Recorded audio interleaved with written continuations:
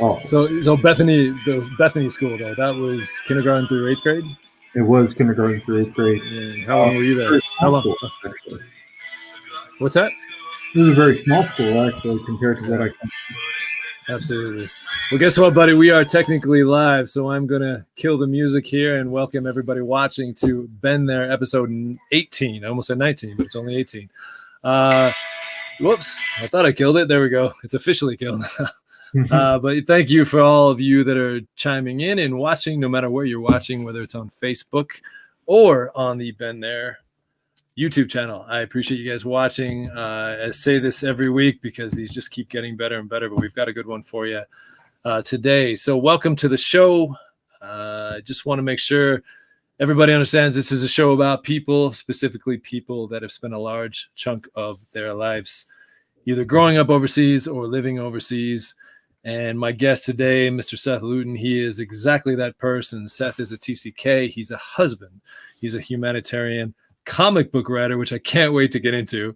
He's also, and I really want to touch on this and make sure people hear this, especially those of you living in Hot Springs, Arkansas. But he is running for the city board of Hot Springs, Arkansas. Can't wait to get into everything. So I'm going to jump right into it. But Mr. Seth Louton spent a significant chunk of his childhood living in Asia before returning to the United States in 1991. After graduating from high school, he attended Central Bible College in Springfield, Missouri. While at Central, he met his wonderful wife, Lisa, and we're going to get into her in just a little bit. But Seth and Lisa worked in the funeral home industry until relocating to China, where their work, had them focusing on humanitarian projects, including building clean water wells in Henan province, establishing one of the first foster care programs for children that had been orphaned by HIV/AIDS, and worked with the government in setting up clinics, right, Seth, for the elderly and children with developmental issues. They also ran a feeding program for the children's cancer wing at the Shanghai Children's Hospital. While in Shanghai, Seth and Lisa translated and published a comic book into Chinese, which ultimately led to Seth self-publishing his own comic book once they were both back stateside. With some personal health issues and the passing of Seth's mother, Seth and Lisa decided to remain in Hot Springs, Arkansas to be close to family.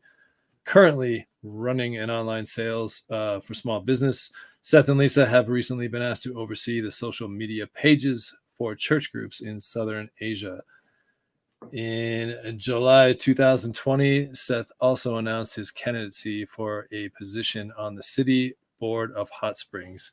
This guy is Superman, and I can't wait to talk about everything you just heard. So, Mr. Seth Louton, welcome to BenThere, brother. How you doing?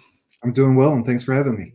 Oh, no worries. I'm psyched about this. You and I actually kind of go way back. You and I were talking before we went live, but you and I have known each other about 30 years, believe it or not. I mean, we haven't talked since 1991, but we've known each other for a long, long time.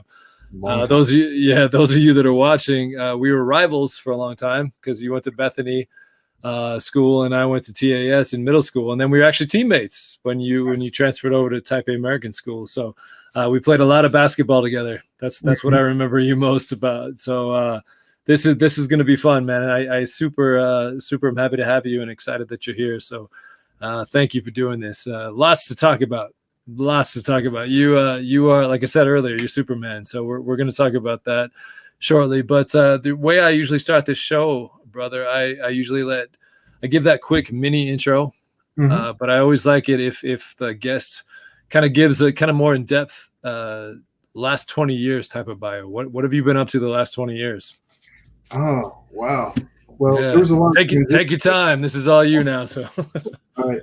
There was a lot of transition there. You know, we were talking before, and I came back to Hot Springs to finish high school at Lake Hamilton here in Hot Springs, actually towards Piercy, and so I came back. I ended up graduating early. Nothing kind of went according to the plan that I had.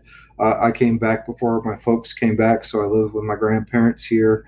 And so it made a very unique transition from being in a city of, I think it was about 6 million at that time in Taipei, to being out in the woods. So, Yeah, so it was, little different. Yeah, a little bit different. Yeah. yeah, it was a little bit different, and and so we went through that.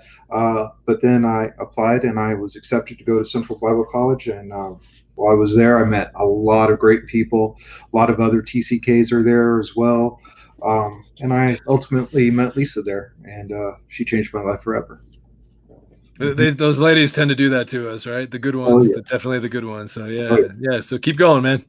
like I said before, I worked in the funeral home industry for about 19 months just before I graduated. Lisa and I did before we uh, started our overseas work ourselves. And the one reason that we really looked into getting the job was because it provided free rent and utilities. Okay. So we actually lived in the funeral home.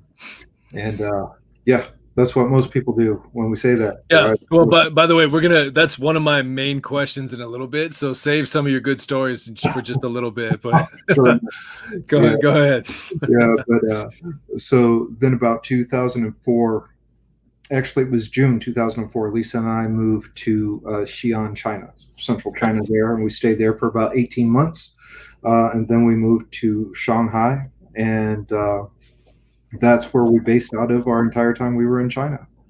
And then we moved back to the States. And even being older, moving back to the States after being overseas for a while, there was still some adjustment, you know. And we're going to talk about that too. So yeah, Yeah. When I yeah, was younger, I thought I had it kind of figured out, but I was a little bit unprepared for being older and trying to figure it out. Um, but yeah, so just stuff like that, and decided to stay here in the States, and got a really good job right now, good enough for what Lisa and I need, because I'm all about what do we need, not necessarily what do we want. Of course, we always want more, and that's good to have goals and stuff. But what is it we really need? sure.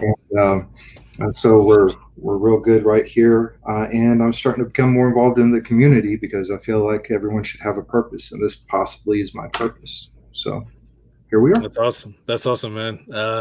How old were you when you moved to Taipei? It was 1983, and I was 7, just about to turn 8. Okay, so you and I actually went overseas about the same time. Are you originally from Hot Springs? Is that your family's I was background? born here. Yeah. Okay. Yeah. So yeah, because I actually moved to Hong Kong at the same exact age. So you and I, you spent basically the entire time at the same time in Asia. So, Mm-hmm. so let me get this straight. Then the Taipei, oh excuse me, Hot Springs, Taipei, back to Hot Springs, right? Mm-hmm. China, and all parts of China, and then back to Hot Springs again. So this is the ever popular question with TCKs, third culture kids, those of us that have lived or spent a significant time of our lives outside of our passport country. Where's home, brother? That's a really good question, and I've been thinking about that a lot actually. And my cop out answer, whenever I do this from anybody else, would always be the last place that I was from. I mean, if I'm just going to be honest about it, it's like uh, where's home? Oh, China, because that's where I was last from. Where's home? America, because that's where I was last from. But when I look back on it, most of my years that helped me develop into the person that I am now actually happened in Taiwan.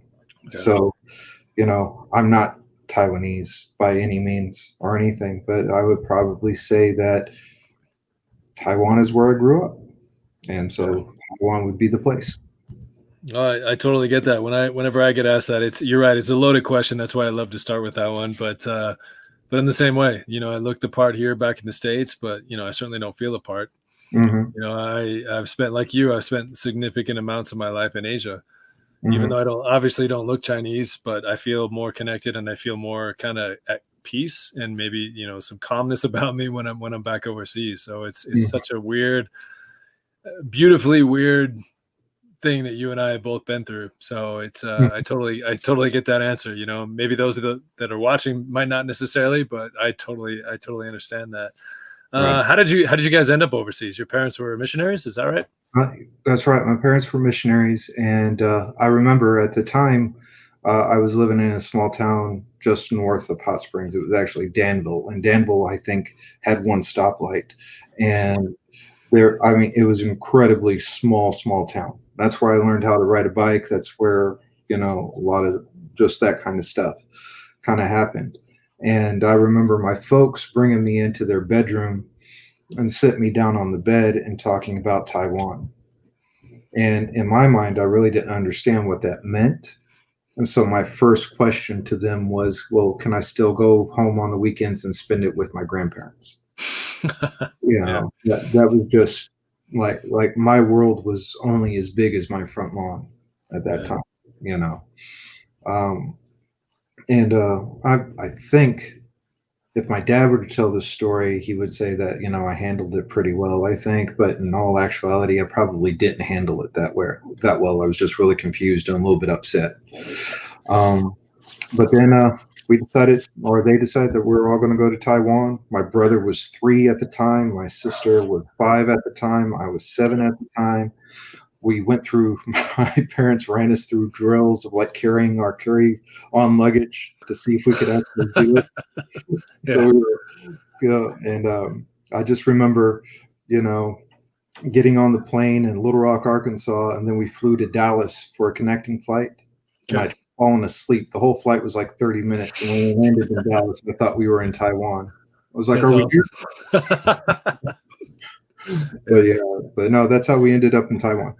Everybody's got that first flight story. Mine had to do with the fact that I hadn't mastered chopsticks yet, and so I was terrified. Like, we were about to land, and I remember just because even on the plane they give you those Asian options or the Western option back in the day, right? But I was so terrified that because I couldn't use chopsticks yet, I thought there's no way I'm never going to be able to eat, because I was the same age as you were, right? 7 years old. So the perspective when you're 7 years old is so different than when you're an adult. But I just remember thinking, like, I can't use chopsticks. I'm never going to be able to eat. Like, I was crying, all that stuff. So I totally get that first flight. That's awesome, man. So you were 7 when you got to Taipei, and you ended up staying there for a significant amount of life, your adolescence primarily.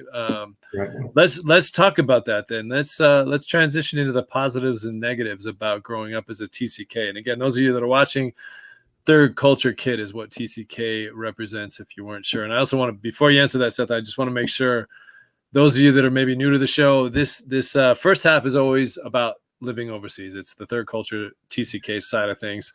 We will be getting into Seth's current life in just a little bit, but I just want to make sure everybody knows that the way I do these, first half of the show is based on the TCK experience, and then we jump into what he's been up to lately and currently. So yeah, back to you now, Seth. But positives and negatives. Let's talk about that TCK life, because not a lot of people, especially if you never went through it, totally understand that. What kind of positives and negatives do you take out of growing up in Taipei? Well, most definitely the positives was growing up in Taipei expanded my worldview. Being from a small town in Arkansas, a lot of people talked like me, looked like me. It was very bland as far culturally concerned. I'm not saying that Arkansans don't have any culture. They do. It's just when you're 7 years old, that's not what you see. Right. And when all of a sudden you go back to, you're in Taiwan and you're in Taipei, from smells, tastes, sounds, just everything. It was overwhelming on all of your senses. And it just totally opened my mind to what the world is. Because do you remember, sorry to interrupt, but do you remember that, like, first day, first week? Do you remember that whole? Oh yeah. I remember getting off the plane, and when we got off the plane, the first thing I smelled was something that was foreign to me, and it was all that pollution. Because Taipei is kind of like by that mountain, especially by the airport. There was that mountain, and so you were just kind of like sitting in it. All those planes that came in, and the sun was just setting, and we walked down. I couldn't understand anything that anyone was saying. There was just more people than I ever seen in my entire life, especially in one place. And then I saw a sign at the end of where we were walking out into the main area of the airport that had our last name on it. And not a single person holding up the sign I recognized. They were Taiwanese. There were some other Americans there. Got shuffled into a car, van type thing. And I just remember there was a lot of people wanted to talk to me, but I was just really tired. That's what I remember. That makes sense. Yeah. Yeah, and then it was also the first time that I was in a building that was over 2 stories. Is Oh when we, wow. yeah, when we got back in, and oh, I take that back, over 4 stories, and then we went in and we stayed on like the fourth floor of this building on Chongchuan Road in Taiwan, in Taipei. Yeah. Yeah. What about negatives then? Like, well, let's hold up. Don't answer that yet. Like, Okay. more positives then, because obviously that was your first night, That was. and we all of us TCKs have that first night experience. Mhm. What about just necessarily? I mean, you were 7, and it sounds like you were about 15 when you came back to the States. Am I doing the math right? Well, Or I was 7, came back to the States for 12th grade, so I was like 12 years oh, old. okay, When I was 13, left when I was 16. So I had 8 years there with 1 year gone. sure. Uh, So, what about just the experience in and of itself as a positive, and then we'll switch to the negatives. But what living that life, growing up that way, positive wise, what can you say about the positivity of growing up as a TCK?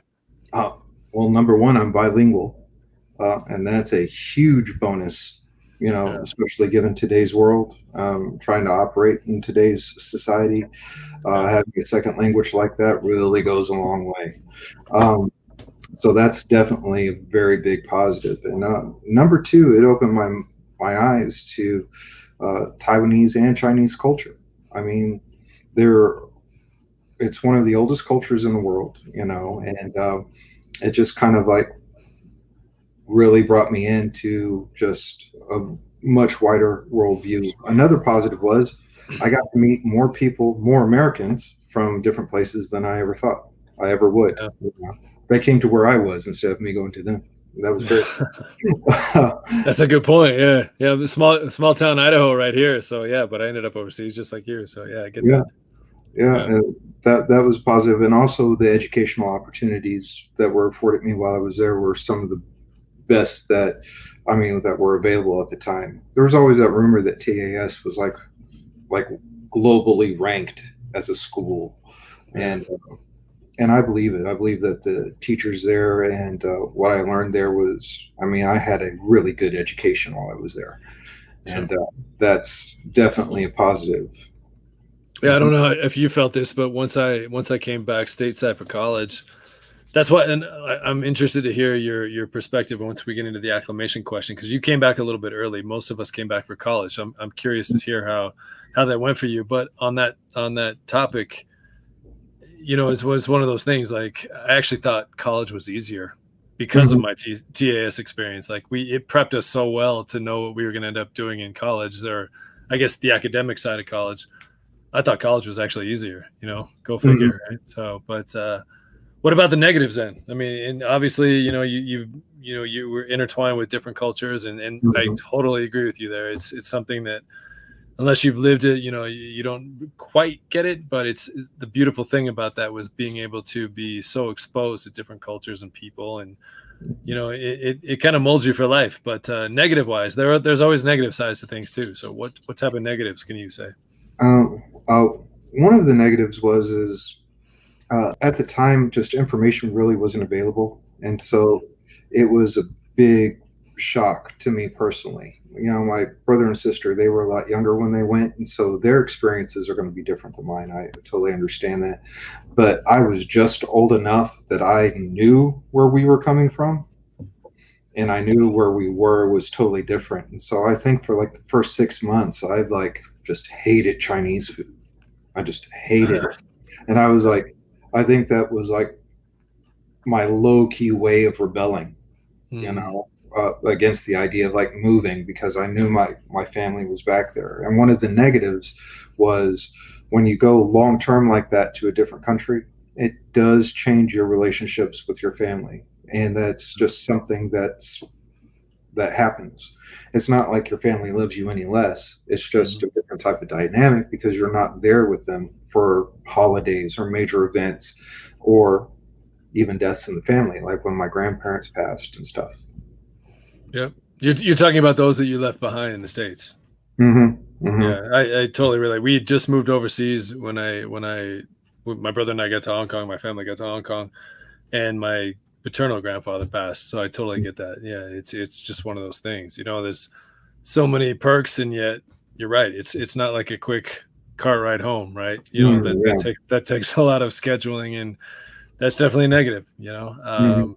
Any other negatives that you can think of, or One of the negatives for me is, um, and I should probably shoulder a lot of this myself, you know, okay. with just me as a person, is I had certain expectations of what my life was going to be like back in America. Okay. Like I went back for my 12th grade year, and then when I went back to finish high school, and they were unrealistic expectations. You know, I had built up these ideas of what it would be like to be back in Arkansas or be back with family and everything, and none of that panned out. It was never that way, and that was one of the negatives of being a TCK. Is it seems like you always remember where you were from better than it actually is.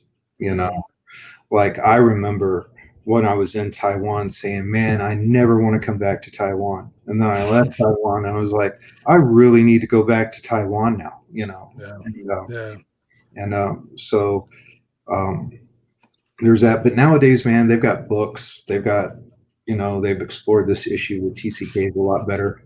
Yeah. Well, no, I'm glad you brought that up, because when I've talked about this before, when you and I were at the age when we went overseas, there was nothing.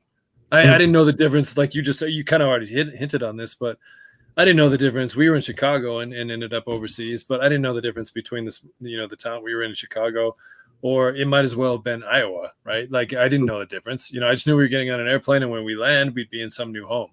Mm-hmm. But these days, yeah, with the internet, with certainly books, shows like this, there's so many opportunities for those that have gone through or been through or going through that experience to truly connect with others. You know, we're seasoned veterans, especially you and I, because we've done it twice, right? So Right. we'll talk about that in just a little bit. But yeah, man, I totally understand. There was nothing. Like I remember there was talk about, like, my parents would go over. I'm sure your parents did too. Mm-hmm. Went over, got kind of a look-see, came back. Here's what's going on. Boom, and then we all left. You know, but yeah, it's kind of a wild situation. But if you let me ask you this then, and I know before we went live, I told you I wasn't going to throw any extra questions at you, but I guess I lied to you, brother. So, but if you had the opportunity, because you came back, and we're going to get into this in just a second, but you came back for your senior year of high school to the States, lived with your grandparents, your family was still over in Taipei. Mm-hmm. If you could go back, would you change anything, or are you glad you did that, or would you have stayed in Taipei? How do you feel about that now, looking back? I mean, hindsight's always 2020, right? So, how do you feel about that? Right. Well, the idea, it was like I was telling you before, the idea is I was struggling with finding roots. Mm-hmm. I felt like I was being uprooted because I knew my family's term was coming to a close and they were going to have to go back to the States. And so I wanted to jump the gun, sort of speak, so that I could be somewhere and develop some sort of connection or some sort of roots where I was going to graduate high school. And so in my, you know, underdeveloped brain at the time, the best way to do that was to separate myself from my immediate family, go and live with my grandparents who I hadn't seen in 3 years, and go to a school where nobody really knew me for 2 years. Mm-hmm.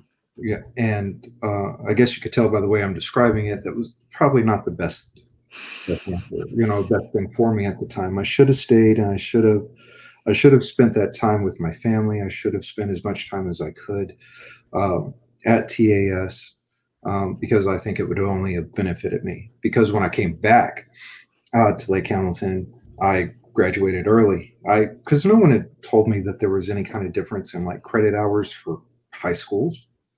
You know, I didn't know that I had taken all the classes that I already needed, and so I graduated like a semester early. And so it was all for naught. You know, all this thing in my mind, all the things that I wanted just really didn't happen. And so it you know, there are some people that remember me from my graduating class here in town. I'm not very good, Yeah. you know. So you know, my plan failed miserably. I probably would It have. happened. It happens. So you're not alone in that. A lot of, I mean, I even remember my buddy Tim. You know Tim Wanger. Mhm. He Christmas time of I want to say our junior year, he talked about the same thing. Like he had no connection to being American, so to speak. Mhm. right? So he contemplated that in depth, and luckily he ended up staying in Taipei. But for me, selfishly, he stayed in Taipei. But he talked about that too. I don't think what you ended up doing is so abnormal, especially for TCKs. I think they want that cultural experience. And yet, ironically, a lot of them end up the ones that I've talked to, and kind of have that same feel that you do, that maybe it wasn't the best idea, but at the same time, you got that, like, you know what it's like to be a senior in the States. I don't, right? Even though I've spent, lots of, my professional career in schools and understand all that back stateside. But yeah, I mean, the grass is always greener, right? So you never quite know until you do it. But yeah. So let's talk about that then. International schools, because you ended up in Taipei and you went to BenThere School, which was K-8. Did we decide? K-8, yeah. And then you ended up in Taipei, or at Taipei American School. Just that's kind of where you and I kind of clicked. We were rivals. That's what I like to tell people. We were rivals when we were in middle school, and then we were teammates when we were at, high school years. But talk about that international school experience. What did you gain from that more than anything? And then negative side too. Are there any negatives to growing up? Not necessarily growing up, but attending those international schools, because that's a big deal when you're overseas. People stateside always think, are you going to China? Like, you're going to China. Are you going to be speaking China? Are you going to local school? Like, how's that work? And you have to explain the whole international school background. But what are your takeaways? I mean, you definitely lived it. I mean, from a young age all the way up to sounds like your sophomore year, maybe into your junior year. But takeaways, positives and negatives from being in those international schools. When we first came over, it was a couple of weeks before the school year ended, and I was supposed to be in the second grade at that time. Okay. And so what happened is my parents were like, why doesn't he just go to school for a couple weeks and kind of like jump in with both feet, and then we have like the summer and we can do all that type of stuff. Well, I was thrown in kind of in the deep end, because where I'd been going to school, the school was bigger in Arkansas than BenThere was at that time. That was before they built their new campus and all that other kind of stuff.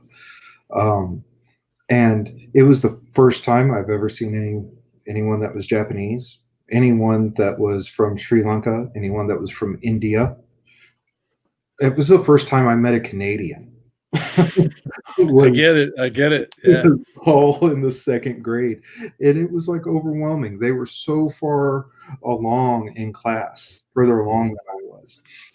The teacher taught differently. It was such a big. I did horrible for those 2 weeks. Horrible. I didn't want to ever go back. Didn't want to do any of that type of stuff. I just hated it. But slowly but surely, I worked through it. Not always the best student, but I worked through it, and it turned out to be a positive. I'm still friends with all those guys, even the Canadian. even the Canadian, yeah. Yeah. What any negatives that you saw, or was it primarily any negatives or specific memories that stick out too? Well, that was BenThere, and so the only negative is I think I should have eased into it a little bit more. I shouldn't have like jumped in the deep end like that.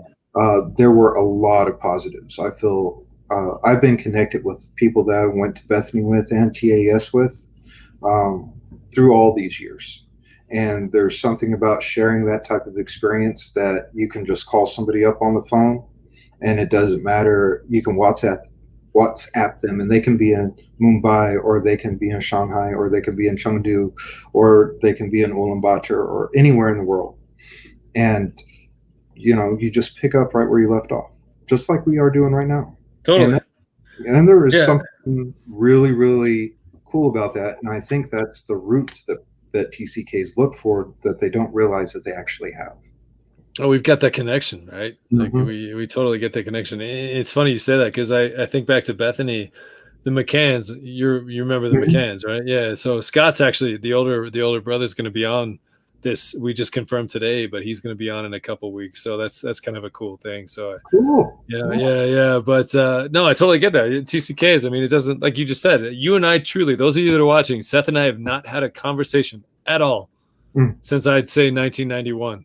And here we are. I feel like I saw you last week, brother. So that's what's just kind of kind of a cool thing. I mean, we definitely grew up a different way. Not right, not wrong, not better, not worse. It's just the way our story played out, right? Mhm. So, and that's kind of how I view things. But yeah, that's awesome. What about your transition from Bethany? Because Bethany, those of you that are watching, Bethany was kind of a smaller, I guess, school. Is that fair to say? I mean, I remember it. I don't know how to really. Oh, it was also a religious school, so Right, they had like Bible classes in it and stuff like that. TAS was not. right.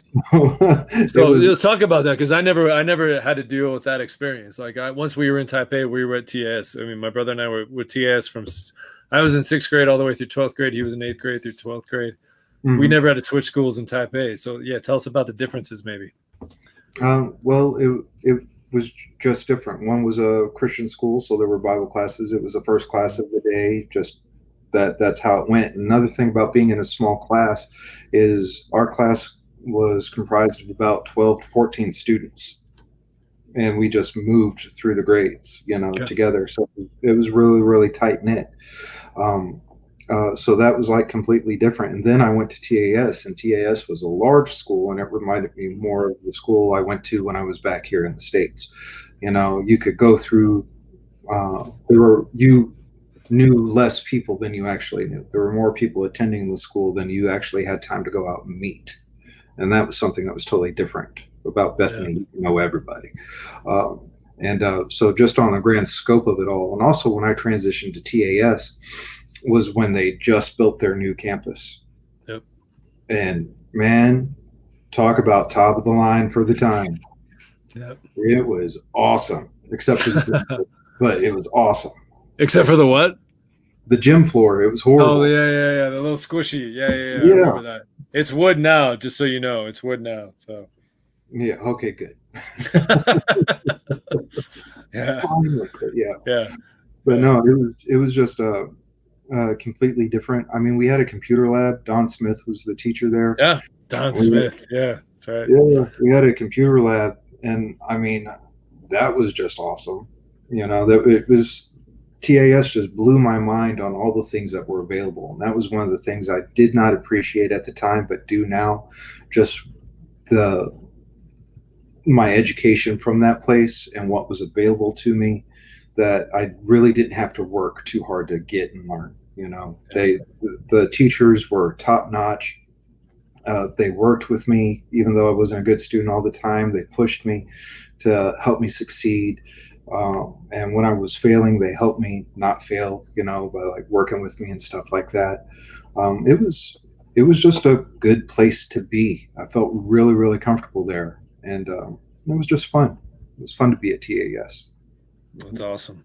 Well, Mm-hmm. let's pick up on that then. The acclimation stateside, and this is something like I said earlier, I never experienced. I came like most people watching, TCK wise, they did their this is gonna sound bad, but they did their time, let's put it that way, Mm-hmm. overseas, and then they came back to their passport country for college. You came back a little bit early.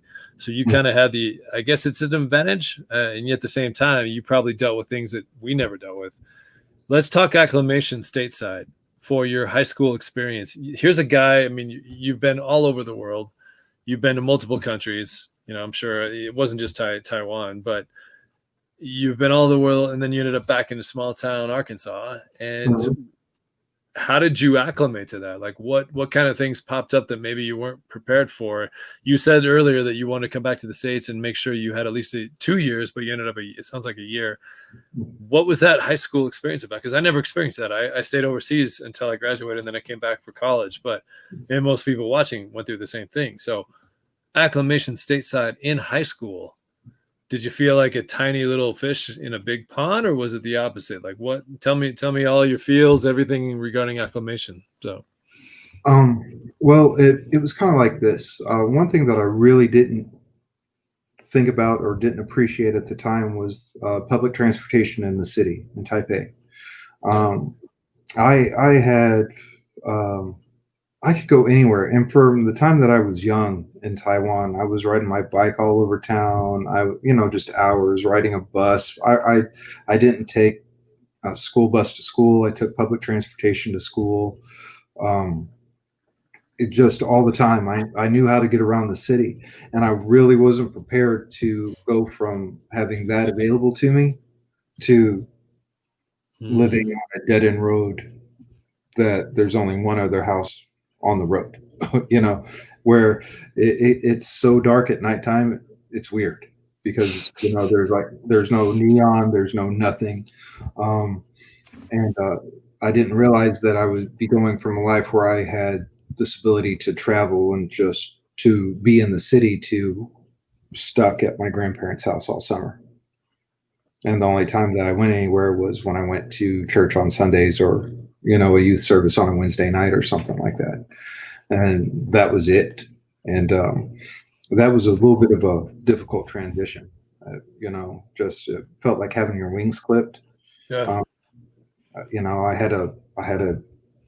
I didn't have a driver's permit, so I had to study for my driving test. I had to, try to get my license. That went all horrible. For when I had my license, I had like 3 wrecks in the first year. I Oh, was, wow. yeah, I was a horrible driver. Just it was, Yeah. um, I mean, it was what it was, and it was like just really difficult. And then I went from taking public transportation to school to riding the school bus my junior year to go to school, and it was just a really hard cultural shift for me to be living in the country from living in the city, and it was really difficult for about 6 months. Yeah, I can't even imagine. How were you accepted at the school? Like, I mean, were you just did people know your background? How did that work? A few people did, Yeah. um, but I could tell that I wasn't fitting in um, at school because when I was at TAS, I worked hard on the basketball team and I did Mhm. okay. I wasn't awesome, but I did all right. Um, I tried out for the team in the States over here. I didn't even make it. Yeah. And it wasn't because I thought that these guys were necessarily better than me or anything like that. It was just I didn't have that time in like they Yeah. did. Yeah. And Totally. and it totally made more sense to have these guys that have been working and playing together for 3, 4, 8, 10 years as opposed to a new guy to come in, you know? Um, so I didn't even make it. And so everything that I kind of hung my identity on during that time just really started to kind of peel away a little bit of like who I was as an individual or how I found my identity in school, what I did to make me stand out, just all those other types of things. And so um, it was really, really difficult on me for that first year. And then I found out that I was going to graduate early. So I graduated in December of my senior year and just kind of did like that, and then got a job and went to college here in town. No, that's great, man. Yeah, That's yeah, I can't even like I said, we all have our own stories, even as CCKs. I just never did people think it was cool that I mean, did you share your story? How did that like how did that what was the I guess the background with that? Like were you freely able to share who you were and where you'd grown up or like what? I was, and I was talking about some of my struggles, but what really helped me was my church family. Really did help Yeah. me. They knew where I was from. They'd know me when I Okay. was little.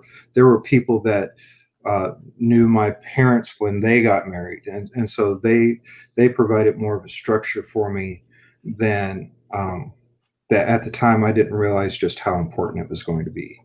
you know and so that's where I started to really find my identity again, was with them. So they already knew my story, so I didn't feel like I Mhm. had to explain myself.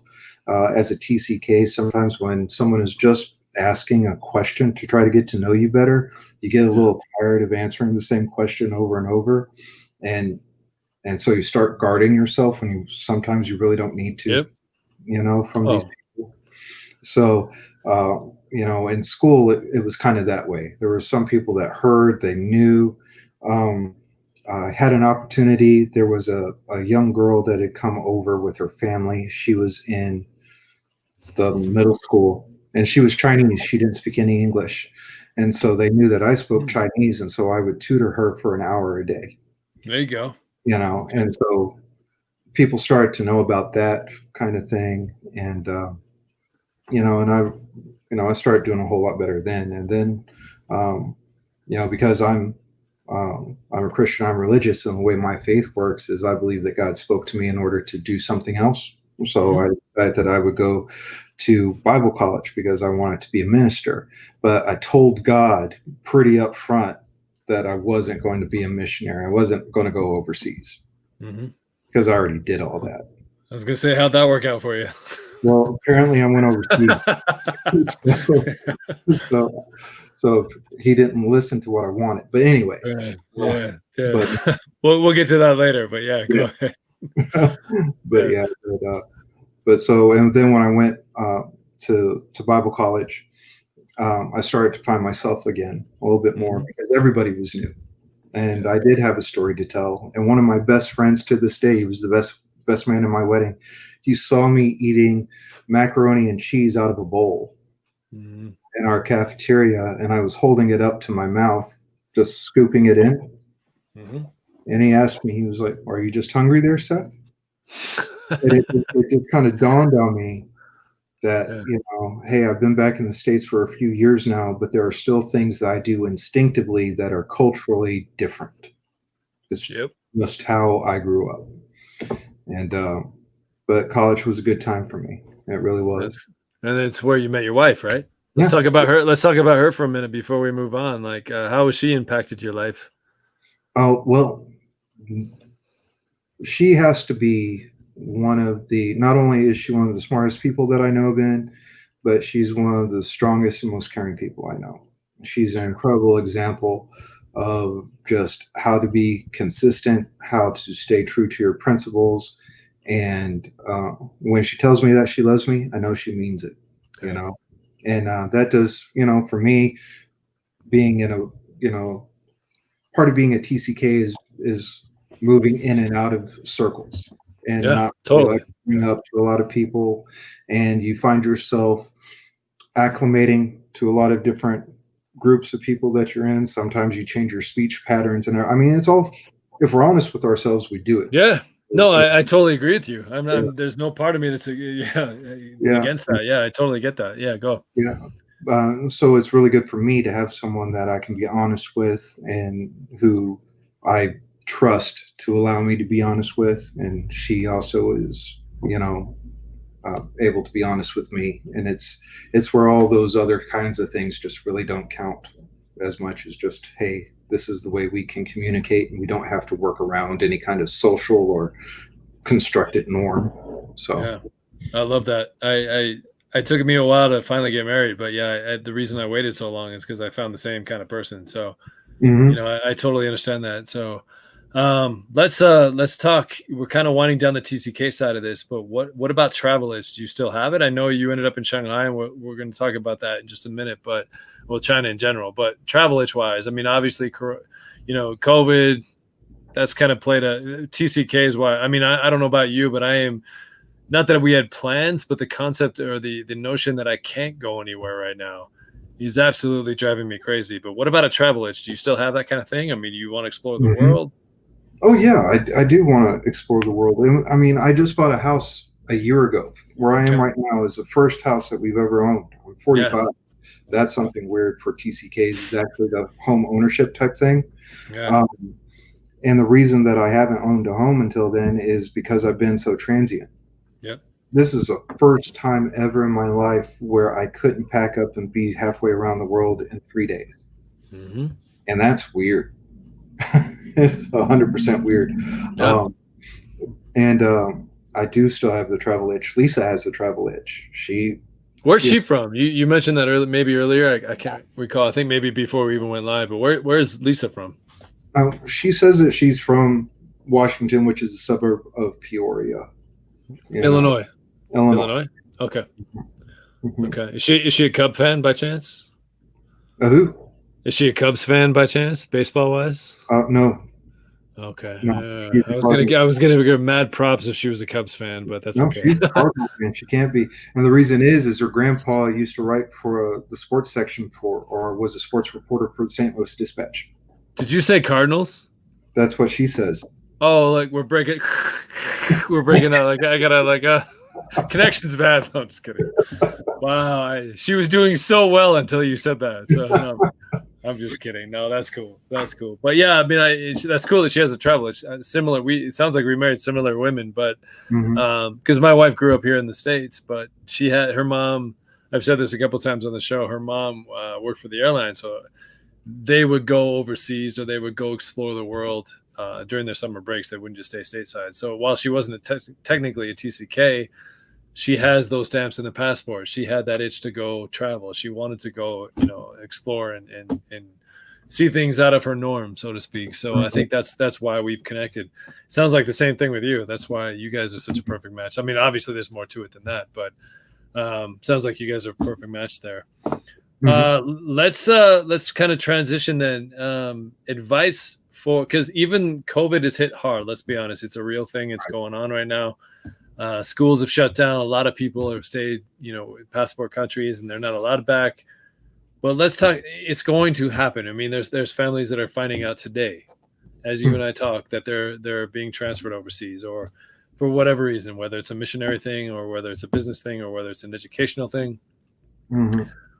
You lived it, brother. What kind of advice would you give for those TCK families that are about to find out, or either are currently just landed, currently have been there a few years and they can't quite figure this out, or those that are finding out today that they're going overseas? What kind of advice would you give for TCK families? For the parents, I would say it's all right to invest in a little bit of home and to have it back here, or to make either your home or whatever it is, to make it as much your passport country as you possibly can. That is 100% okay. It's not you fighting against whatever country you're in, because missionaries had this idea of like immersion, or even other people, businesses or whatever, they want to be immersed in the culture. And so they kind of strip everything away from what would make a home to them.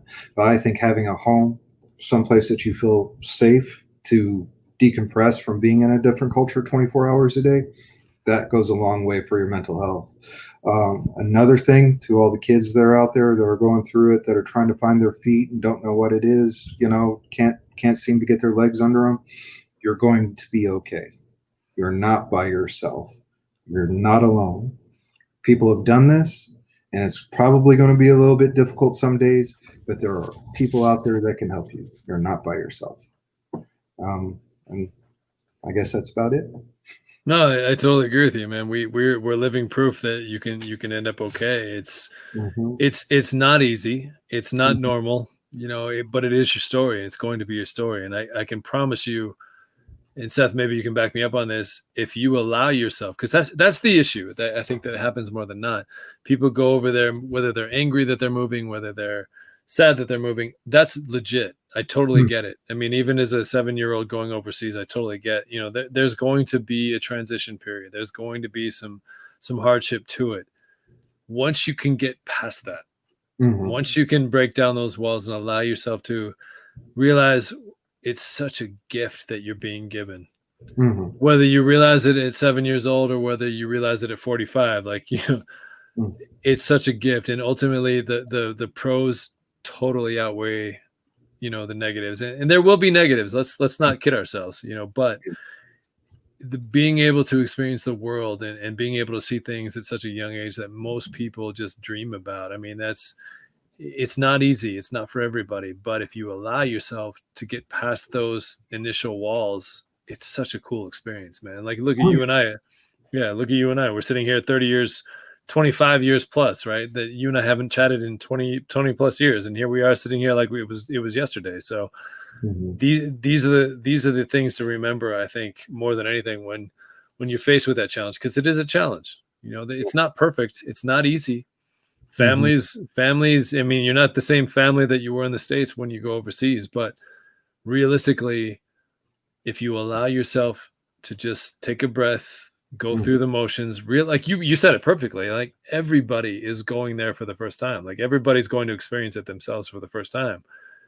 And that's so true. But, and I think maybe you can agree or disagree, but I found especially TAS very welcoming with open arms to new Mm-hmm. people, to new situations, because everybody's going through that same exact thing. Right. Mm-hmm. It's not necessarily like, whoa, who the hell is this kid? But it's more like, welcome, because we get it. it's not like stay back. We already have our clique. It's like welcome. We welcome those of you that are different because we've all been there.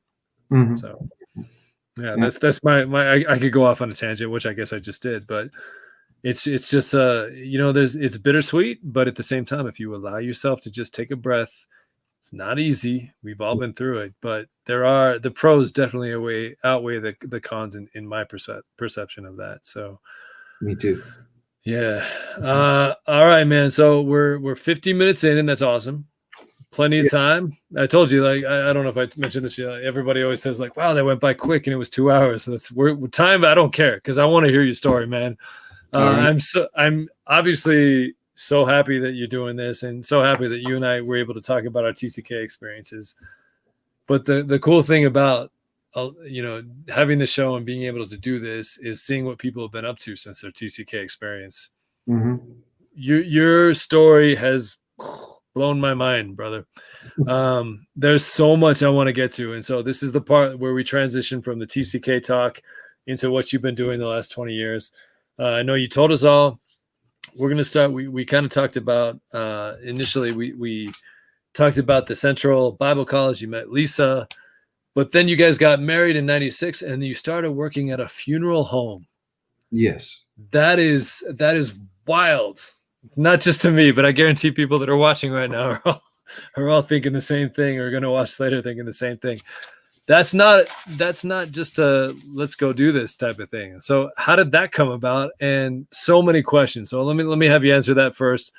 How did that come about? Where you guys ended up working at a funeral home? Well, one of my other buddies at college at the time, his name is Jason. Jason Gear, shout out. He was working there, and a spot came open. And Okay.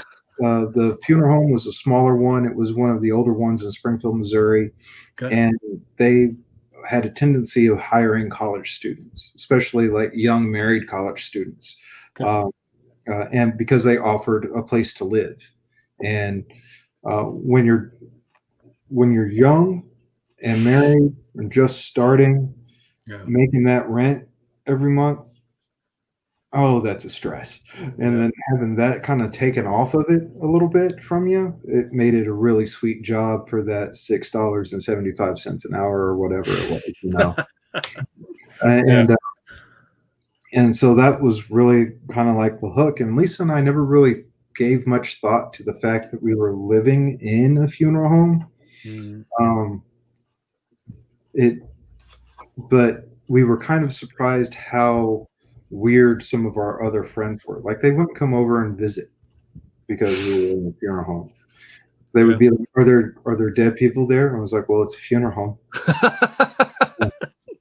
You know. Yeah. But it was an extremely unique experience. What I learned from that experience is something that I've taken with me everywhere, and it's the fact that you see the best and the worst of people at a funeral, and it doesn't matter, you know, where they're from or anything else like that. You will see people that rise to the occasion, and you will see people that don't. And it was just a great experience to see the human condition and see how just people interact with this type of issue that we all have to deal with. And I've got some great stories about some Give of us them. one. Give us one. One. Yeah, I definitely want a story. Yeah, that was part of my questions here. Like, I got to have a story. Yeah.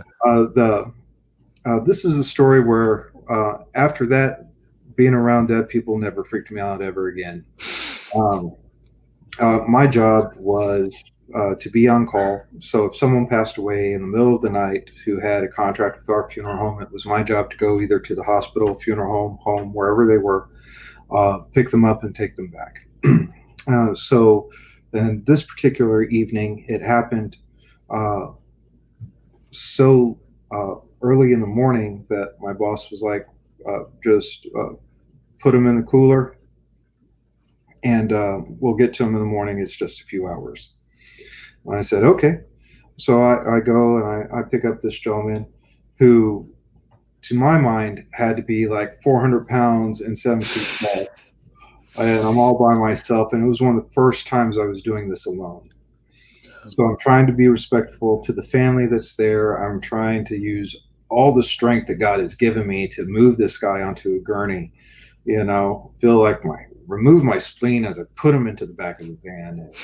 And we're driving around, and then our funeral home was smaller and older, like over 100 years old, and so our cooler was actually in our garage, which was across the street, and way back. It was so deep you could park 2 buses in it.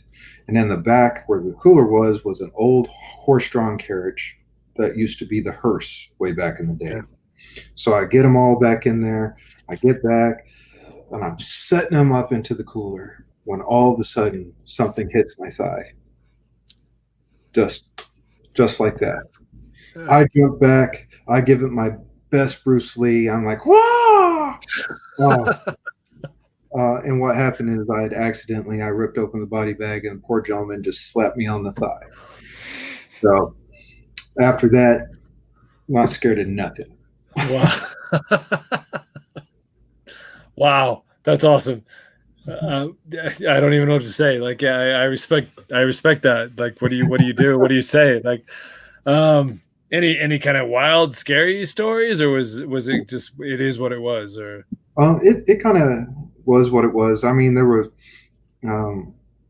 very interesting people because of where the funeral home was really close to the train tracks. So there were a lot of transient people there, and there were a lot of like drug abuse was happening in that area. And so I had some very interesting conversations with addicts. That one gentleman was really surprised that I had a corpse in the back of my van at the time. He didn't want to talk anymore after that, but it was what it was. That's awesome. Yeah, not many people can match that story. I had to ask you that question. I hope that's okay, because I think I speak for a lot of people they're tuning in right now. Yeah, that's wild. How long did you do that? About a year and a half? Is that right? Yeah, just about a year and a half. Okay. Until I graduated, and Lisa and I were working through our application process. And for the organization that we went with, you had to apply, and then there was like a written application, and then there was an interview. And then there was like an orientation, which was pretty much a second interview that took a week. And then you waited a few more weeks, and they gave you your approval or not. And so for like our last month at the funeral home, it was a pretty stressful time of us trying to, just wondering if we made the cut or not. And what you're talking about is that's the humanitarian work. Is that right? Okay, good. Because I want to transition to that, because let me go back, because I usually when I start these I tend to rush the conversation, but I want to make sure that people understand. You ended up doing humanitarian work back in China. This guy is super. I said it earlier. This guy is Superman, and his wife, both of them, amazing. They were back in China in remind me the province you were in. I'm sorry. Hunan province. Hunan province, yeah. You built water wells. You established foster care programs for orphans that had been orphaned because of HIV or AIDS. You ended up, once that transpired, you ended up in Shanghai, and it's my understanding, well, maybe this is a little bit before, but you ended up working and setting up clinics for the elderly and developmental delayed children. And then you ended up in Shanghai in terms of a feeding program for children's cancer wings. What habit, man, I walked outside and said hi to my neighbor. I can't even relate to what you're doing, man. So like that's, and you probably were very humble on this and probably didn't tell me every little detail, and that's cool. But wow, like what a difference in terms of making a difference to people's lives. Let's talk about that for a minute. The humanitarian work, how did that come about? Obviously you're Christian people, and then that's awesome. Was there a calling to that? What kind of allowed you to jump from funeral home industries, and then you're like, let's get back overseas and let's get this humanitarian thing going? Like how did that come about? Was it a calling? Talk to me. I would say for me personally, and also for Lisa, Lisa has also felt like calling in her life, and we always felt like our purpose was to be overseas. And some capacity. And it wasn't until a lot of conversations, talking with a lot of people, that we decided that it was going to be in China. And for me, on a personal level, it took me a little bit longer to get there than Lisa did, because the organization that we went with, my dad and my mom had already been there, and they are like heroes of mine. And um, and I wanted to kind of find my own way, kind of do my own thing, and I knew that if I did that, I was just going to be with him. Like I was just going to be compared to him and everything. Um, but uh, once I matured a little bit and I realized that wasn't the case, and I realized that all those things that you said that we were a part of, yes, we were a part of, but it was years and years of all the other people that came before us that allowed those types of things to happen. So I don't want it to seem like I just went over there and boom, things just happened. It was a lot of dinners that people put in. It was a lot of different individuals that spent time talking to government officials, that were making trips to rural villages to see these types of things. And it was years and years. I came in about the 2008 mark, and they'd already been trying to do this stuff since 2000. So, you know, those those hard inroads were already made before I got there. And so we got there, and Lisa and I really fell in love with the concept, with the work that we were doing, because we felt like uh, there are three basic needs that people have. They have their physical need, they have an emotional need, and they have a spiritual need. And so we need to be holistic in the way that we approach meeting someone's need. It if someone is thirsty, you give them water. Yeah, and so we realized that in a lot of these villages, they were thirsty. They didn't have any clean water. All their water had been contaminated. There was all sorts of factories going up that didn't have any kind of environmental regulations, and so a lot of people didn't have any water. And when you don't have good water, it makes you sick. When it makes you sick, you can't work to your potential. When you can't work to your potential, it hurts you on a financial level. When you're hurt financially, it causes more mental stress because you're not able to meet your needs. When you're not able to provide for your family, that turns into another physical need for your kids, where they're not able to eat. When your kids aren't able to eat, then they're not able to do well in school. They're not able to do well in school. And then all of a sudden you have this cycle of like poverty that begins to happen. And so we try to bring people clean water so that they could be a little bit more healthy. And so we built 15 water wells by the end of it. 15, we'll say 15. It might be north or south of that, but there are about 15 of them.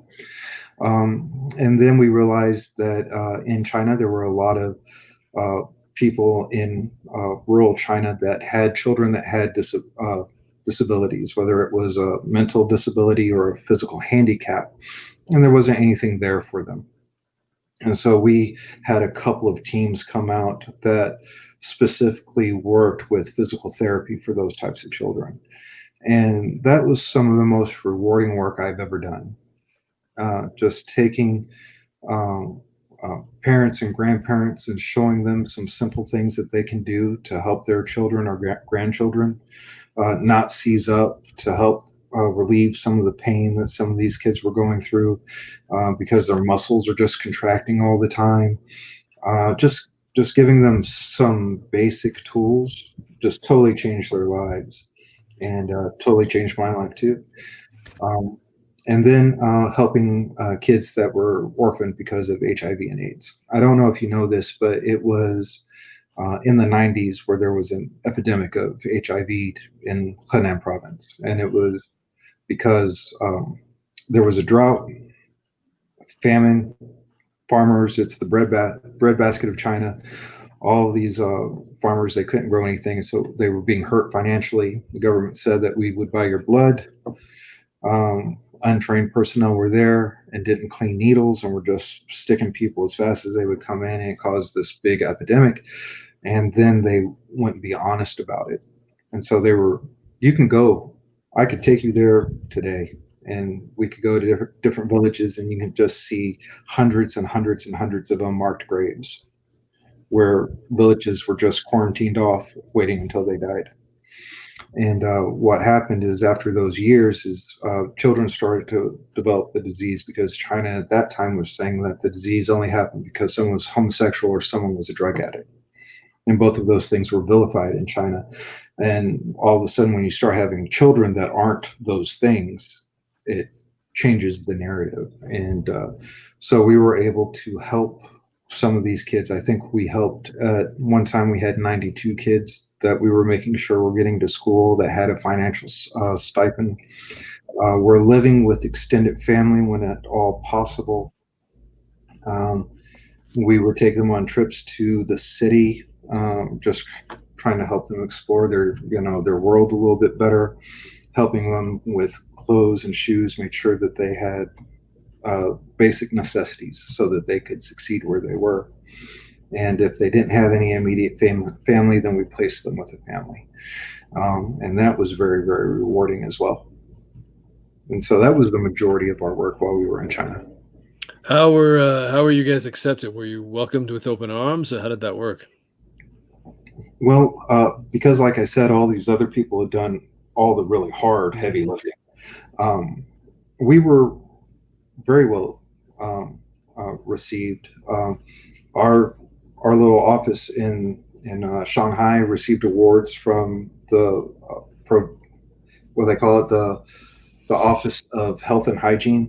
Mm-hmm. We received awards, and so the provincial guy would come down. He had a dinner, and he talked about soft turtle soup with me for a real long time, then handed me an award.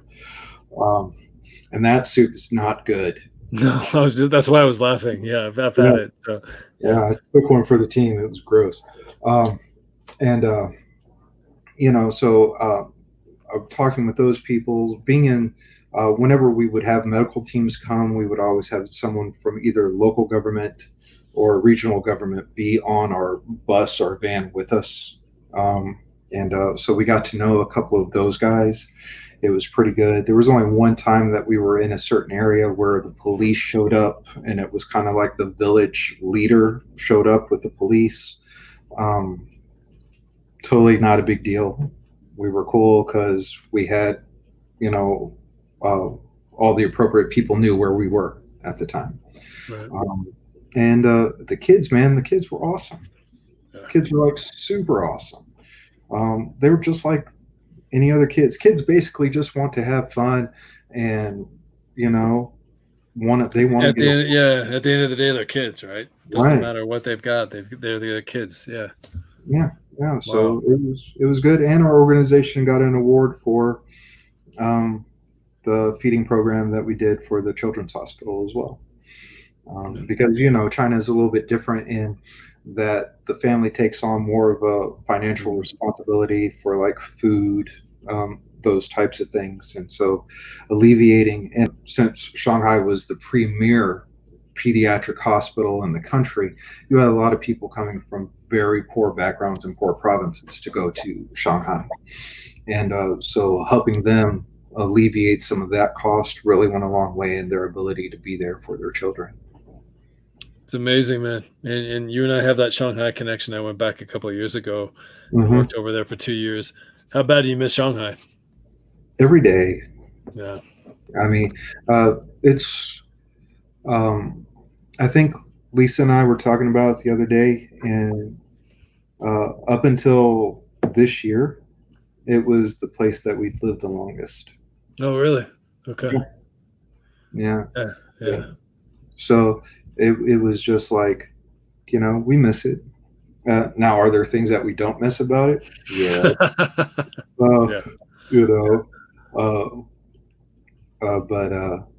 But yeah, we do miss it. If I had an opportunity to go back, I'd go back and visit. I'd see my friend. I totally agree with you. Yeah, just walking on the Bund, and those of you that have been to Shanghai, you can relate to this, but I miss the view of the Bund. I miss the people. I mean, I worked at an international school there, and it was just, the local people were just so welcoming with open arms. It's just, that's where, politics, we're going to talk about politics in a minute, but it's just, this is Ben Vogel speaking, not necessarily you, but it's just politics gets in the way of just normality, I guess. I don't know, but I didn't experience any political issues or frustrations of people just welcoming. I love Shanghai for that. I didn't know. Ironically, I lived in Taiwan growing up, in Hong Kong growing up, but I never been to China prior to landing in Shanghai and working there. But the people there just were so good to me, and I have nothing but positives to say. And it sounds like you're the same way. So I mean, obviously, yes, there are negatives. It's more like, I don't know, little things, but realistically, just the people and the connections that I made there, I mean, I'd go back in a heartbeat too. So I get what you and Lisa are both saying. So Yeah, yeah. most definitely. When were you there last? 2.5 years ago, I went back on a 3-month contract. Right. Okay. Yeah. You and I think we just missed each other, because I think you guys had come back to the States right as I was going over. And then I came back in 2000. Wow. I want to say 17. Is that right? That sounds about right. And yeah, I think we just missed each other. So yeah, you and I flip flops a little bit, but yeah, Shanghai is an amazing place. So, and the people truly genuine. That's my experience. I was fortunate enough to be over there too, and I think you feel the same way. So it's just, people are people. At the end of the day, they just, we all you mentioned it earlier. We all just have these basic needs as people. We just realistically, we all want the same things, and it's just a matter of acceptance, and that's kind of where we are. So I totally get that. Speaking of being in China, though, I know a lot of people are curious about this. While you were overseas in China, you also started translating a comic book, right? So did you translate from Chinese to English or English to Chinese? How did that, what tell us the story, please? Because I also know that kind of preludes into the fact that you started writing your own comic book, and we're going to get to that in a second, but I want to hear the whole story. How did that even come about while you were overseas? Like, what comic books, Shanghai, what's going on? Talk to us about that. Well, this was like a couple of years before Shanghai had like their like big comic book expo, and it was a couple of years before like Marvel really took off and superhero things became a thing. In Hong Kong, comic books, as far as like the concept or the medium in the Western form of like a paper book, had been a thing for a long, long time. In China, not so much. They originally would have like propaganda movies back in the 50s, and when people couldn't afford those, they would buy little flip books that were basically just clips from the movie, like a comic book, written out just like a comic book. And so it kind of evolved from that into just very few, very not well done comics in China, and it's not considered financially viable. It's not, and so a lot of publishers wouldn't go for something like that. Trade paperbacks were much more a thing that they wanted to do. But I thought that kids, especially the kids that we worked with, they would love to have some sort of story, just the ability to read like a story, especially a story with a message. And so found out that in Springfield, Missouri, there was a man named Craig Shutt, and he had written, he used to work for the comic industry years before, and he ended up being like a graphic designer in Springfield, Missouri, of all things. But oddly enough, Springfield, Missouri is just where a lot of people in the comic book industry are. There are a lot of writers, there are a lot of artists. They're just all over down there that work for Marvel, that work for DC, or work for both. And so I talked with him, and he'd written this thing, and it was already printed and already in English. And it was being distributed to different church organizations around the States. And so I read the story, and it was about small town America, but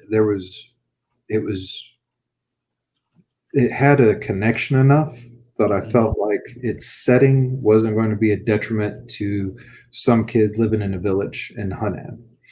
And so we raised the money to have it translated. We had it reprinted into a trade, and we handed them out for free, and kids loved them. They loved them. It had a good, solid, wholesome message. Yeah. Uh, Well, what was the story about? uh, uh, the story is actually called Wholesome Population Weird, and it was about this one young kid that finds this robot in his Okay. barn. I'm not going to give it away because people need to look it up because Craig needs to get credit for his thing. Um, Yeah. but it's just a really good story about how these kids find this robot, and bad villains are, this corporation type thing, and they're in this small town, and these kids are dealing with like kid things, like one of their parents, is an alcoholic, one of their parents is abusive, one of their, they're going through like these real life issues but having this grand adventure at the same time. It's a good story. And so that made me think about writing and stuff. I got a screenwriting certificate from UCLA, Oh and wow. then decided to start writing myself about things that I thought were important. And one of the things that I thought was important was about um, prison, actually. And the idea behind prison, is prison a place where you're punished, or is prison a place where you're rehabilitated? Like, why do we have them? What's the purpose of them? Um, just because you're in prison doesn't mean that you don't have rights. And so my story is a superhero story, but it's about a guy that was forced against his will because they felt there was no other way to handle him, to be drugged for years and years and years.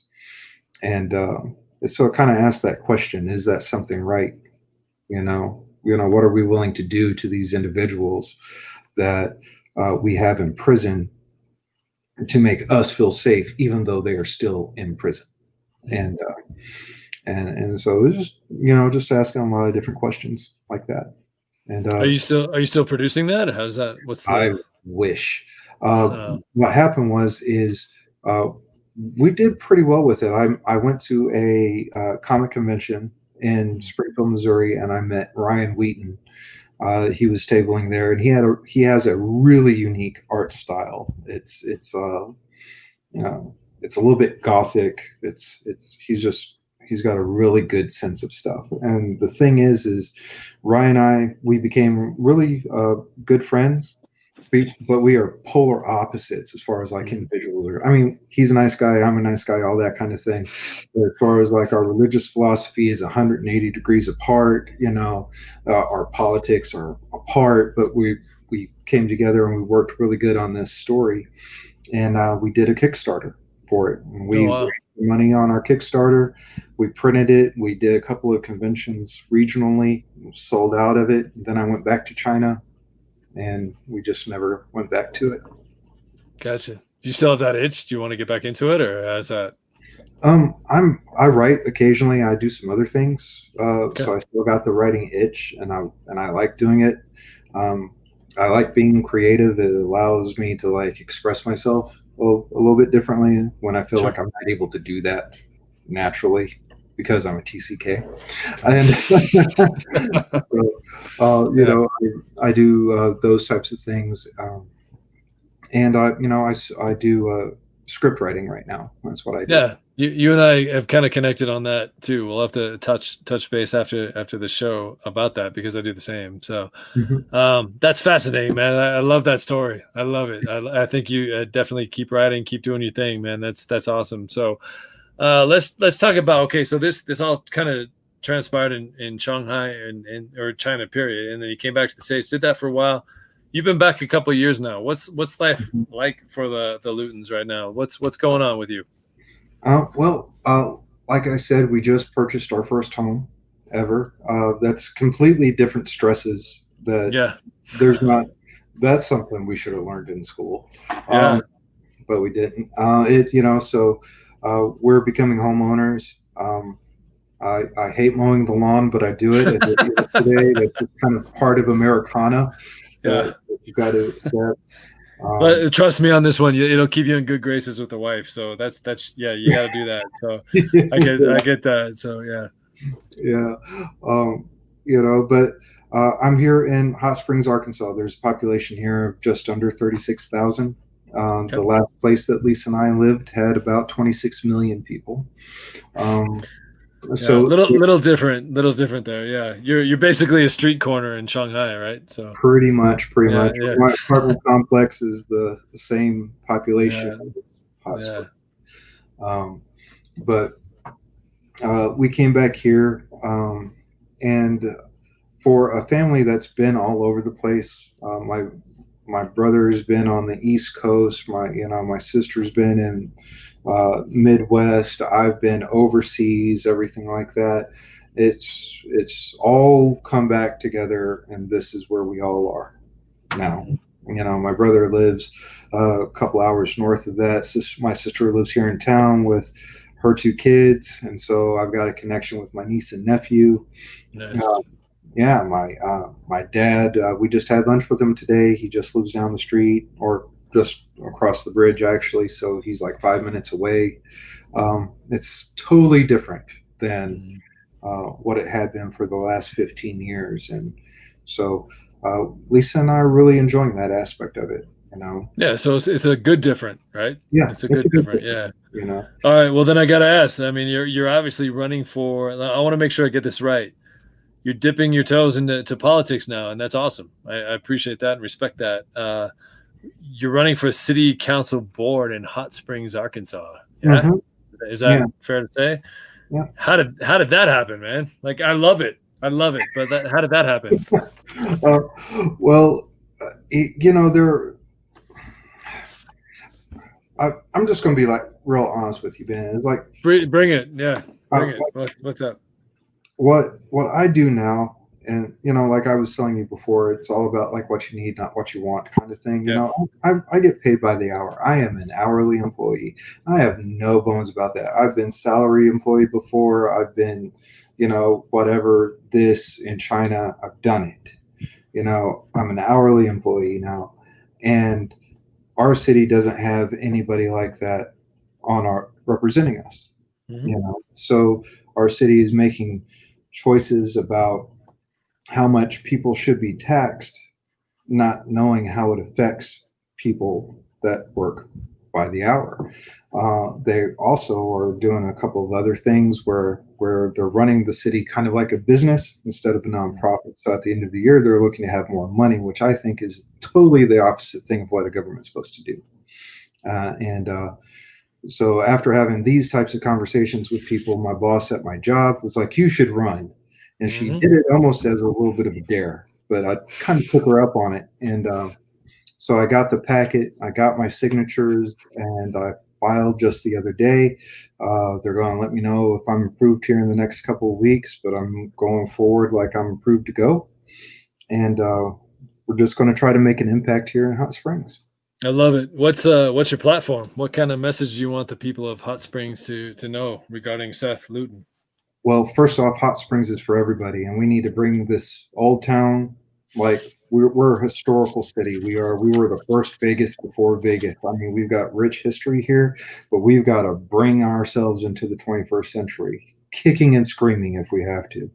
And Hot Springs needs to be a place for all people to feel comfortable, for all people to feel like they have an opportunity to succeed, whether it's in work, business, or whatever that they're doing. And we need to have Hot Springs that is helping individuals be the best they can. We need to focus more on education. We need to focus more on those types of opportunities that are available and take some of the $21 million in our general fund and put it towards that type of stuff.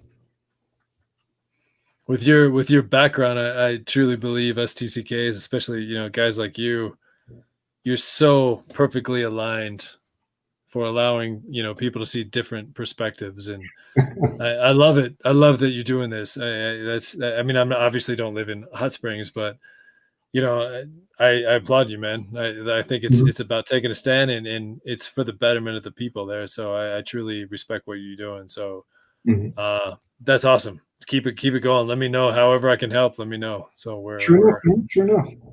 Yeah. So I've been to Arkansas. My uncle actually used to live in Little Rock. My uncle and aunt. So spent a summer there, a couple weeks there in the summer there. I want to say 20 plus years ago. I liked it. nothing to complain about. But how far is that from you? I have no idea, perception 45 wise. minutes, What's that? about 45 minutes away. Oh, okay, it's not that far, not that far. So, well, keep at it, man. Keep me let me know how things are going with that. So, um, that's phenomenal. You're taking a leap, and it's a leap that probably should be taken more. I applaud what you're doing. So don't hold back. Go get it. Go get it. And whatever we can do on the show, let me know, man. So we can have you on again if you want. So I'm all for it. So you've got my vote. I'm not even a citizen of Hot Springs, but you've definitely, just because I know who you are and I know what you stand for, and that was a nice, what you talked about was all perfect, but trust me, you're a good guy, and they'd be lucky to have you. So whatever we can do, let me know. So, Sure. we're kind of winding down, believe it or not. We usually before I get to these last three questions, I just want to truly, I hope people that are watching know this guy. I haven't talked to him in 20 plus years, but you're so making a difference, man. Whether you realize that or not, you've made a difference in your life, and that's, I respect people, period, but I respect what you're doing even more. I mean, I'm looking back, when you and Lisa were jumping over to China and helping all the, building wells and establishing foster care programs and dealing with kids with HIV, and I could barely tie my shoes, man. I was, so I just, life is funny that way. And yet I'm not surprised at all that you've been able to progress and do what you're doing. So, you're always one of my favorite teammates, and we always got along, and I do truly respect what you're doing. So just keep it up, man. The world would be a lot better place if there were more Seth Loutons in it. So, and Lisa's, I don't know her personally, but if she likes you, she's cool in my book, right? So, so that's a good thing. But let's kind of wind it down. We've got these last three questions that I always ask. Let's do the easy one, maybe. What is well, it's easy for me to ask. It's not necessarily easy for you to answer, maybe. But what is something people don't know about you, about Seth Louton? Something that people don't know about me. I was 6 years old before I could tie my shoes. I was 26, so we're good. So, that's all right. That's all right. I don't know if that's a normal thing. I don't even know how old I was. Yeah, me neither. I don't think anyone knows that. Yeah. Yeah. I'll have to look that up and see what the average age is for people tying their shoes. I like that though. Okay, let's do the second one.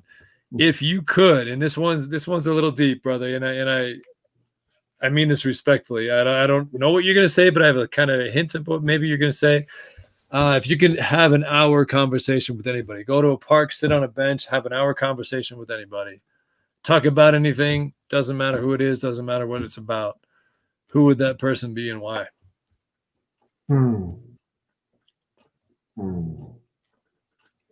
I would have one more conversation with my mom. Yeah. Let's if you don't mind, let's talk about your mom for a minute. Is that okay? You good with that? Sure. Yeah, I'm good. Yeah. So those of you that are watching, Seth's mom passed 2 years ago. Is that what we talked about? About 2 years. Yeah. So why would you pick her? Obviously, I mean the obvious is the obvious, but why? What would you say? What? There's the obvious, but my mom had an uncanny ability to get my jokes. I blame her really for thinking that I'm more funny than I actually am. And there's just something about letting your hair down and talking. And when I would talk with my mom, and yeah, we would have some deep conversations. Don't get me wrong. We would have some very deep, important conversations. But what I remember most are the times that we would just cut up and laugh. And I really, really miss that. I just want to cut up and laugh. Yeah. What was her take about being overseas? Do you recall? I mean, do you know? Like, did she like it? Oh, well, she was the type of person. I mean, she was Arkansan. She was small town, grew up here, barefoot, like walking around barefoot, going fishing. Even when she was older, she would walk around barefoot, go fishing, those types of things. She was not a tenderfoot at all.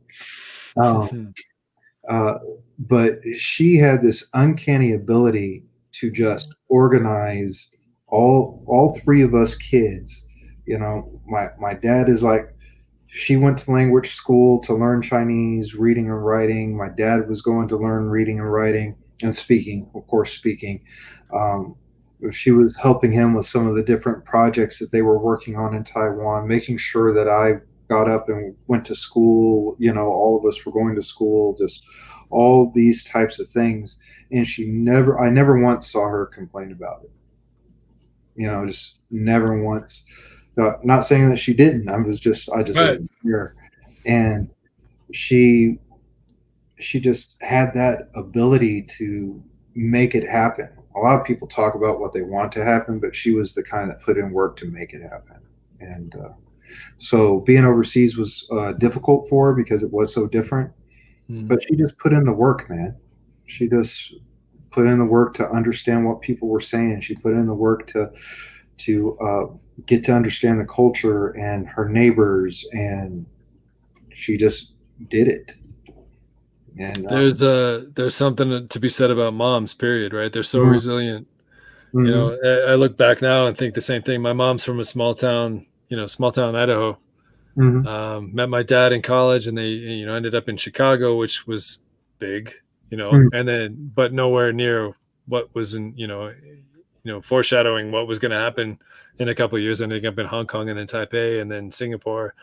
Yeah, I get it, man. mhm, Their moms are resilient, right? They don't get enough mhm, credit because, um, but I believe I met your mom, and I know mhm, just, those ladies, those traveling spouses, those everything. It's just, they're so resilient when they mhm, have to be. I mean, but I feel you, man. Like we talked before we went online. I lost my dad 2011, and it's doesn't matter what age you're at. It's never easy. So mhm. I feel for you, and just let your dad know, let your siblings know. I mean, I totally respect you guys, and Sure my enough. condolences. So, all right, we've got one last question.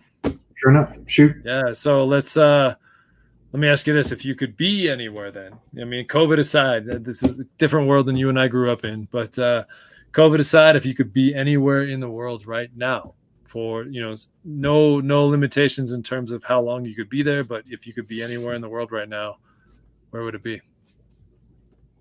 Mm. This one's going to be weird for you, but I'm going to be completely honest. I like weird. I like weird. So go give it to me. Uh, August is the absolute best time to be in Mongolia. There The you go. weather, the weather is super fantastic. It's like the tail end of their summer. September is when their first snow comes in, but the middle and end of August is their Nodam festival, wrestling, Mhm. archery, and horse racing.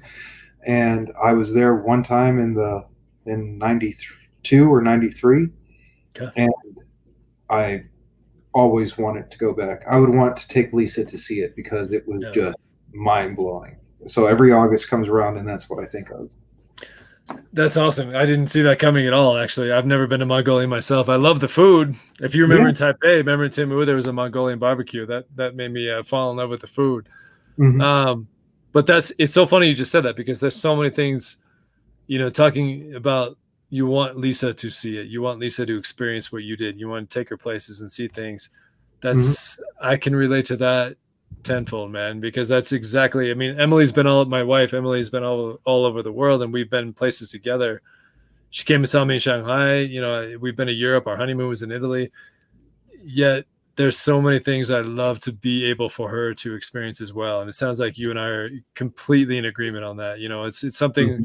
to grow up and live it. It's another thing to bring that spouse into it and allow them to see exactly how you grew up, because without truly experiencing it, you don't quite get it. And it's not a knock on our wives. I mean, hell, they put up with us, right? Right. So yeah, so there's an angel. Both of us have angels right now, so let's be honest with that. But there's unless you can truly see it, it's a Hmm. little bit different. The perspective's a little bit different. It's but the fact that they want to, it sounds like your wife wants to. It sounds like, my wife, I know, wants to go travel more, and hopefully this COVID thing can kind of wrap itself up, and we can start traveling again. But yeah, man, this has been fun. I didn't see you saying Mongolia. I thought you were going to say China, to be honest with you. Oh yeah, Um, yeah, yeah. It was a little curveball there. yeah, I like that. I'm a baseball guy. I like the curveball. So wow, what a treat this has been. I usually like to wrap these up, just allowing you to say anything else you want to say, or kind of bring this to an end. But is there anything else you want to chat about, or is there anything else you want to say to the people, specifically the people of Hot Springs, Arkansas? Anything else? To the people in Hot Springs, Arkansas, hey, I love you guys, even the guys I know that disagree with me, because there's some of them out there. I talk to them every day, but I love you guys. And to the other TCKs that are out there, if you ever come across this, either you're watching it now or you do come across this and you're looking for like some info or anything else like that, hey, you've got friends, you got buddies, reach out, connect with Ben, connect with me if you can. My name's Seth Louton. I'm all over Facebook. Feel free to ask me any kind of question you have. I love it. I love it. Yeah, we actually, I think I put this on, but if you need to connect with Seth, if you go back and look at the links that I sent, he's got his Facebook page, he's got his Instagram page, he's got his email page. Reach out to him, especially if you're from Arkansas. Talk to him. This guy wants to make a difference. He's made a difference his entire life. I know this guy 30 plus years, so he's the guy you want. Trust me. I don't know the other candidates. I could care less. I mean, you've got my vote, Seth, like I said. So. But the reason I say that, though, is not just because I know you, but I know who you are as a person. And I can truly vouch for the fact that you're a humanitarian first. You're looking out for people's best interests first. I know that. I hope the people of Hot Springs can see that. The guy wouldn't be running if he didn't want to make a difference. So, and he's made a difference on every aspect of his life. So give him a chance. That's what I'm saying. So there you go. But listen, those of you that are watching, thank you for watching. Seth, I can't thank you enough, brother. It's I always say it's been too long. I hope we can do this again. I hope once you get elected, let us know and we'll talk more, brother. I'm sure. Yeah, I respect what you're doing. You and I talked before we went live. You're Superman in my eyes. I've done a couple of things here and there, but nothing to the extent of what you and Lisa have done. So just know that people are watching and people respect you both. And life's not always easy. You speaking of curveballs, you get thrown a curveball from time to time. But listen, man, what you've done and what you continue to do, it's inspiring, and Lisa as well. So just keep fighting the fight, brother. Sure. And if you need anything, reach out. You know where I'm at. Right. So you know where I'm at. But the rest of you, thank you deeply for watching BenThere episode 18 with Seth Louton. Just if you are watching via YouTube, please make sure you subscribe. That makes my life a little bit easier.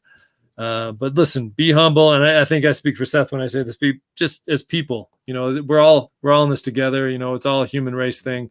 Doesn't matter where you're from. Doesn't matter your religious perspectives and cultural perspectives. Just look, we're all here. We're all doing this together. It's a weird time right now. And I hope that people just remember to be humble and, be kind and just be better, as a human race. I guess we all have a lot at stake right now. And I can tell you those folks that are in Hot Springs right now, this is the guy you want. So make sure when it comes November, you vote for Seth. So Seth, brother, thank you as always. Stay on. I'm gonna kind of end this broadcast right now, but stay on. You and I'll chat a little bit after we get done here. But thank you all for watching. We actually have an episode on Wednesday coming up. We have a special Wednesday episode, and then we're gonna go ahead and go. I think next Sunday as well. So keep watching. I love doing the show. People like Seth are the reason why I love doing the show.